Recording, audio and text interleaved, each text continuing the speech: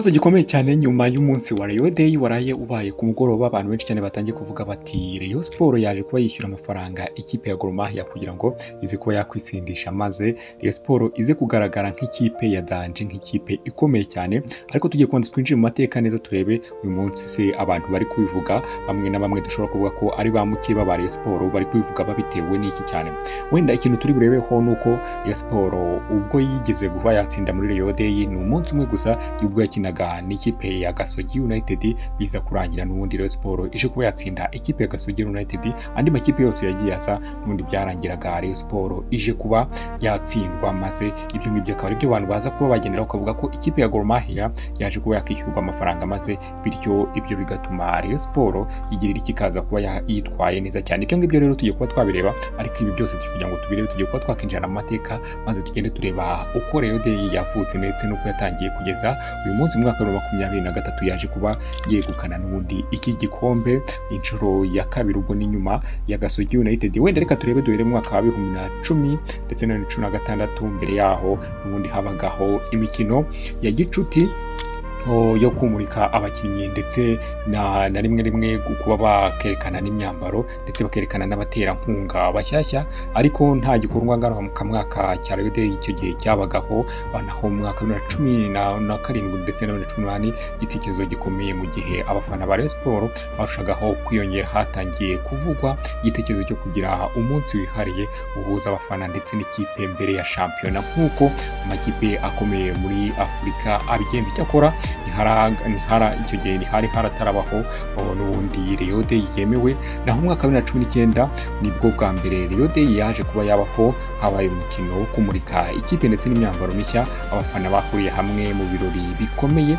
Rayon Sport yakinnye umukino wa gicuti ikipe ya Gasogi United, iza kurangira n'ubundi Rayon Sport ije kuba yatsinda Gasogi United ibitego 3-1. Iki gikorwa cyerekanye ko Rayon Day ishobora kuba umunsi ngarukamwaka. Mu mwaka wa 2020 ndetse na 2021 mu cyorezo cya COVID-19, icyo gihe cyatumye gahunda z'imikino n'ibirori bihinduka, ubwo bihita byangirika. Rayon Sport Day ntiyabaye nk'uko byari bisanzwe, amakipe ntiyari yemerewe kwakira imbaga y'abafana muri icyo gihe. Mwege murabizi mu mwaka wa 2022 nibwo Rayon Day yaje kuba yagaruka nyuma y'icyorezo cya COVID-19. Rayon Day yongeye gutegura Rayon Day n'undi yakinnye na Vipers niyo muri Uganda, biza kurangira Rayon Sport ije ko yatsindwa igitego kimwe.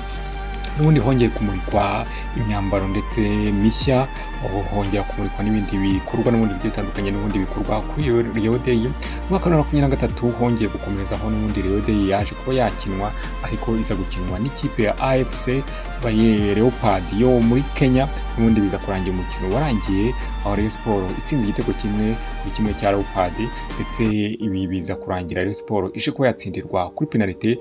N'ubundi iki gihe abafana bari bitabiriye ari benshi cyane, ariko n'ubundi urumva ko igikombe n'ubundi cyaje kuba cyatwarwa na Leopard yo muri Kenya, ije ko yatsinda Rayon Sport muri penalty. Mu mwaka wa 2024 rero 2024 n'ubundi Rayon Sport yongeye kuba yategura itumira ikipe ya Azam FC muri Tanzania. N'ubundi byaje kurangira ikipe ya Azam FC yo muri Tanzania ije kuba yatsinda igitego kimwe ku busa bwa Rayon Sport. Ibirori n'ubundi byarongeye bikurura abafana benshi cyane, barabyitabira ku rwego rwo hejuru ndetse batangira kubyishimira. Ni nabwo abantu benshi cyane batangiye kugenda bavuga bati Rayon Day. Icyo gihe rero n'ubundi byarakomeje. N'ubundi mu mwaka wa 2025 n'ubundi Rayon Day yaje kuba yakina na Yanga Sport Club yo muri Tanzania. N'ubundi birangira Yanga itsinze ibitego 3-1. Rayon Sport n'ubundi yakomeje bya bikorwa byo kwerekana umuterankunga mushya ndetse igakora n'ibirori bigiye bitandukanye, ndetse urumva akabaho no gushimisha abafana mu buryo bugiye butandukanye. Rero ni ibintu byiza cyane ko byagiye biba uko nguko, ndetse n'ikintu Rayon Sport twavuga ko yakoze gikomeye gitandukanye n'andi makipe yaha mu gihugu cy'u Rwanda. Naho mu mwaka wa 2026 rero ariho turi uyu munsi rero ku mukino n'ubundi wabaye ku itariki 18 z'ukwezi kwa karindwi mu mwaka wa 2026, ariho abantu benshi cyane bagiye bareberaho bakavuga bati iyi kipe yari yishyuye Gor Mahia, ndetse niyo mpamvu yaje kuba yagira ikaza kuba yakwitsindisha. Abantu benshi cyane ubwo ni bamukeba n'ubundi baje kuba batangaza ibi ngibi rero, aho byaje kurangira n'ubundi Rayon Sport ije ko yatsinda ibitego 2 ubusa bwa Gor Mahia yo muri igihugu cya Kenya. Abantu benshi cyane barishima baravuga bati ibintu byiza cyane rwose Rayon Sport uturaje neza uradushimishije ku munsi wa Rayon Day, ni nko kuba wakoresha ubukwe ariko ntuze kuba wanywa burya iyo uteguye nk'umunsi bakaza abandi bakagutwara igikombe nk'iki ngiki biba ari byiza cyane.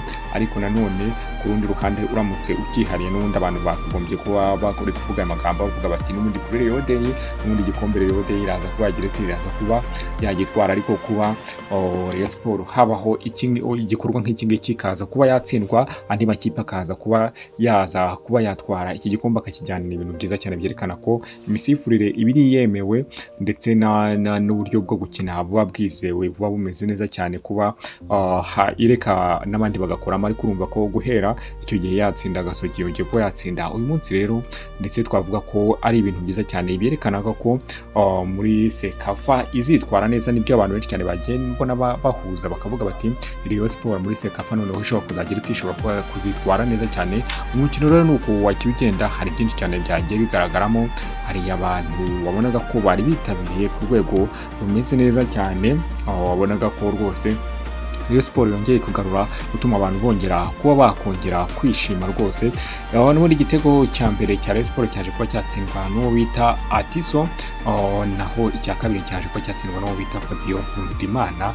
Ni ibintu byiza cyane rero ubona ko ibintu byari bimeze neza kuri Rayon Day rero. Rayon Day rero yari ifite bamwe mu bakinnyi witwa Dande Junior, Yesi 35, Mugisha Yves 32, Dorise Kuyate 23, 33 Muvunyi Aimé Christian 2, Alexandre Bikorimana 16, Ishimwe Elia Ganijuru 5, Nshimiyimana Emmanuel Kabange 28, Nshimiyimana Fabrice 3, Ukunze Obedi 22, Nshuti Didier 19, Mutomani Wakonda Kanda Aberi 18, Charles Tombo Pau 26, Tambwe Gloria 20, Nkundimana Fabio 6, Nisingizwe Christian Kanemuderi Akiba 13, Ndayishimiye Didier 8, Ibrahimu Jigar 10, Isa Jigu Yiba ndakeka hari niko bisoma 17, Nkundimana Osmani Borisi Yego 7, Antonio Atiso Koje 21, Muhoza Daniel 40, Iradukunda Elia 39, Kizimana Zuber 25, Gia Kame Herma. Urumva ko abo ni bamwe mu bakinnyi nyine bari kwiyerekana hano kuri Rayon Day. Ndakeka bahoze bibaza rero ngo Gor Mahia ndetse na Rayon Sport byari bimeze bite. Urumva ko byari ibintu bimeze neza rero. N'ubundi ubona ko abafana ba Rayon Sport bari kwinjira muri stade ku bwinshi, ndetse nk'uko bigaragara baraza kuzura kuri Kigali Pele Stadium. Abantu benshi cyane ndabona ariko bari kugenda batanga ibitekerezo mbere y'uyu mukino, ubwo abarenga 7,000 bari bitabiriye rero ngo uyu muhango. Wabonaga ko ari umuhango rero wari umeze neza, ndetse ni ibintu byiza cyane kuba ibintu byagenze uko nguko.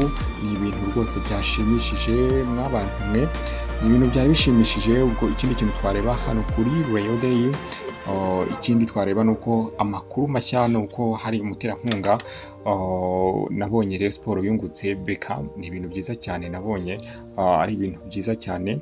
Hari rero bamwe mu batanze amafaranga rero, abakunzi ba Rayon Sport ndabona hano barashe kuba batanga amafaranga asaga miliyoni 200. Uwitwa Muvunyi yaje kuba yatanga amafaranga ni menshi cyane, ariko reka ndeke kubavuga, ariko nubwo bagiye babatangaza, ariko reka ndeke kugenda mbavuga aba bantu.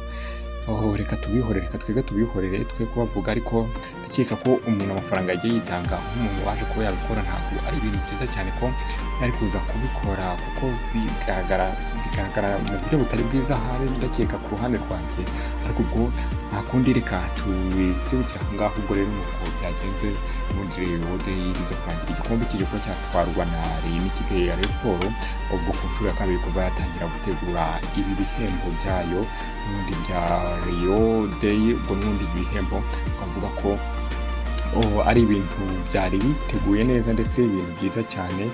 Oh, ni ibintu byiza cyane mw'abantu, ni ibintu byiza cyane twavuga ko n'andi makipe agomba kwigiraho rero. Yes, ndakeka ko twanasubikira aho ngaho rero ibiganiro byacu nakagaruka mukomeze kugenda rero mudushyigikira mukanda subscribe. Yego.